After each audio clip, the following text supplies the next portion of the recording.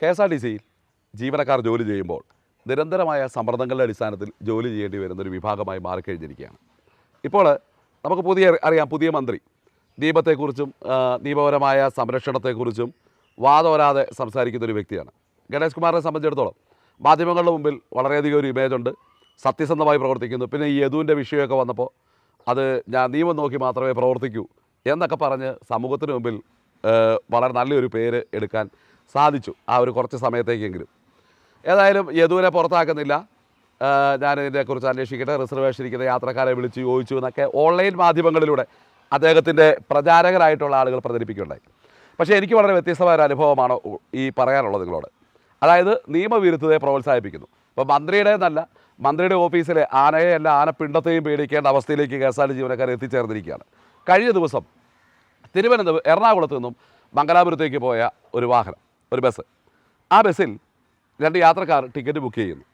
അത് 2 mail ടിക്കറ്റായിട്ടാണ് book ചെയ്യുന്നത്. നമുക്കറിയാം, റിസർവേഷൻ ടിക്കറ്റ് ബുക്ക് ചെയ്യുമ്പോൾ മെയിലോ ഫീമെയിലോ പേര്, ആ പേരിന് ഒത്ത ID കാർഡ് നമ്മൾ ഈ വണ്ടിയിൽ കയറുമ്പോൾ കാണിക്കണം. അത് നിയമമാണ്. അതിപ്പോൾ കെ.എസ്.ആർ.ടി.സി മാത്രമല്ല, ഇപ്പോൾ റെയിൽവേ ചെന്നാലും അങ്ങനെ തന്നെയാണ്.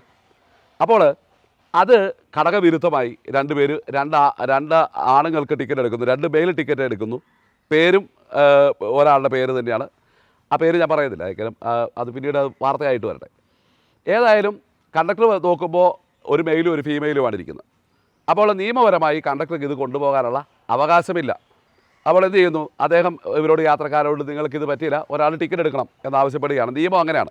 അപ്പോൾ അല്ലാതെ കൊണ്ടുപോയി തൊട്ടപ്പുറത്തേക്ക് മാറുമ്പോൾ ആരെങ്കിലും ചെക്കർമാർ ചെക്ക് ചെയ്യാൻ കയറിയാൽ ഈ കണ്ടക്ടർ അല്ലാതെ തന്നെ പണി മേടിക്കും, സസ്പെൻഷൻ ആവും. അപ്പോൾ ഇവരെന്ത് ചെയ്തു, തൊട്ടടുത്ത ഡിപ്പോയായിട്ടുള്ള അങ്കമാലിയിൽ കയറുന്നു. അങ്കമാലിയിൽ കയറിയിട്ട് അവിടുത്തെ സ്റ്റേഷൻ മാസ്റ്റർ ഓഫീസിൽ ഈ വിവരം കണ്ടക്ടർ പോയി ധരിപ്പിക്കുന്നു. സ്റ്റേഷൻ മാസ്റ്റർ ഈ യാത്രക്കാരെ ഓഫീസിലേക്ക് വിളിച്ചു വരുത്തുന്നു, അവരുമായി സംഭാഷണം നടത്തുന്നു.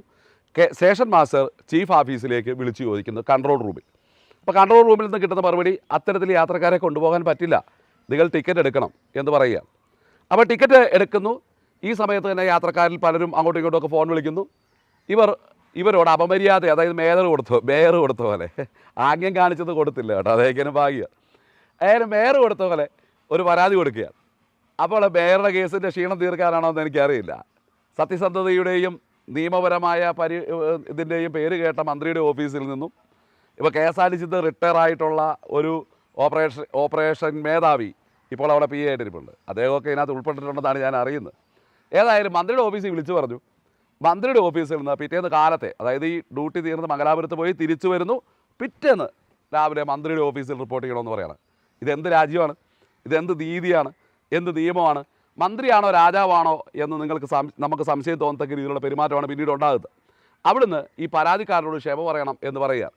ഈ പരാതിയെക്കുറിച്ച് വ്യക്തിപരമായ അല്ലെങ്കിൽ കൃത്യമായ അന്വേഷണം നടത്താതെ ആ ജീവനക്കാരനെ സസ്പെൻഡ് ചെയ്തു. അപ്പോൾ മന്ത്രിയുടെ ഓഫീസിൽ ഏതെങ്കിലും ആളുകളെ പരിചയമുണ്ടെങ്കിൽ, അങ്ങോട്ട് വിളിച്ചു പറയാനുള്ള ഏതെങ്കിലും ഒരുത്തൻ അവിടെ ഉണ്ടെങ്കിൽ, ആനയെ മാത്രമല്ല പിണ്ടത്തെയും പേടിക്കണമെന്നുള്ള അവസ്ഥ കെ.എസ്.ആർ.ടി.സിയിലുണ്ടായിരിക്കുന്നു. സത്യസന്ധതയ്ക്ക് കേളുകെട്ട് ഏറ്റവും നിയമപരമായി മാത്രം പ്രവർത്തിക്കുന്ന, നിയമത്തിൽ മാത്രമേ ഞാൻ നിൽക്കൂ എന്ന് പറയുന്ന, എല്ലാ കാര്യങ്ങളും വളരെ പെർഫെക്ഷനോടുകൂടി സോഷ്യൽ മീഡിയയുടെ അകമ്പടിയോടുകൂടി ഈ പേരെടുക്കുവാൻ വേണ്ടി ചെയ്യുന്നൊരു മന്ത്രിയുടെ ഭാഗത്ത് നിന്നും ഇത്തരത്തിലൊരു അന്യായം, കാര്യത്തെക്കുറിച്ച് അന്വേഷിക്കാതെ, ഗൗരവപൂർവ്വമായി അതിനെക്കുറിച്ച് പഠിക്കാതെ, യാത്രക്കാരുടെ ഭാഗത്തുണ്ടായൊരു വീഴ്ച, ആ വീഴ്ചയിൽ നിയമപരമായ കാര്യത്തിൽ മാത്രം ഇടപെട്ട ഒരു കണ്ടക്ടറെ സസ്പെൻഡ് ചെയ്യാൻ വേണ്ടി എന്തിനാണ് കൂട്ടുനിന്നത്? ഇനി അതിനെ ഡിപ്പാർട്ട്മെൻറ്റ് തരത്തിലുള്ള നടപടി അല്ലാതെ എടുക്കേണ്ടതിന് പകരം ഈ ഇടിവെട്ട് പോലെ ഇത്തരത്തിൽ ആളുകളെ വിളിച്ചു വരുത്തുക, അവിടെ നിർത്തുക, ഇങ്ങനെയൊക്കെയാണോ ചെയ്യേണ്ടത്? ഏതായാലും ഈ കാര്യത്തിൽ നിയമപരമായിട്ട് തന്നെ മുമ്പോട്ട് പോകട്ടെ. പക്ഷേ ഒരു കാര്യം മനസ്സിലാക്കേണ്ടത്, ഈ യാത്രക്കാർ 2 മെയിൽ ടിക്കറ്റാണ് എടുത്തിട്ടുള്ളത്. അവർ റിസർവ് ചെയ്തപ്പോൾ സംഭവിച്ചത് തെറ്റായിരിക്കാം.